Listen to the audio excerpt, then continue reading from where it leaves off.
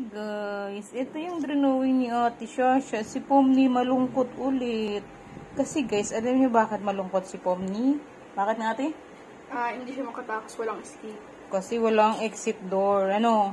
Yung exit door kasi Yung exit door, pinapapunta lang siya sa mall. Ginawa yan guys ni Shasha. Nag-drawing siya ngayon. Kaya si Pomni, sa lahat ng mga pictures, lahat siya malungkot kasi may sinuot siyang headset ate, ano? May VR siyang nasuot, tapos napunta siya doon sa isang digital, digital, ano yun? Circus, group, Tapos, di na siya makaalis doon. Nasa realm. Opo, nasa realm daw, sabi ni Shasha. Yun mga kasamahan niya, si Jax, di ba? Si Gangle. Si Gangle, and drawing niya ni Ate Shasha. Si Babel. Wala kang kopyahan yan. Wala. Wala Ko cellphone, Drawing niya lang yan, guys, nasa isip niya, nasa ulado niya na talaga si Pomni. Diba? Bumili pa nga yan, guys. Pakita mo nga anak yung kay Pomni mo na toy mo. May bagong Pomni yan si Ate Shasha, eh. Yeah!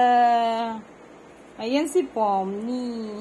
Favorite ko talaga. Binili ni tatay to, no? Favorite ko talaga. Inunbox niya nung nakaraan, no? Okay, very good yung si Ate Shasha mag-drawing, oh. Congrats, Ate Shasha.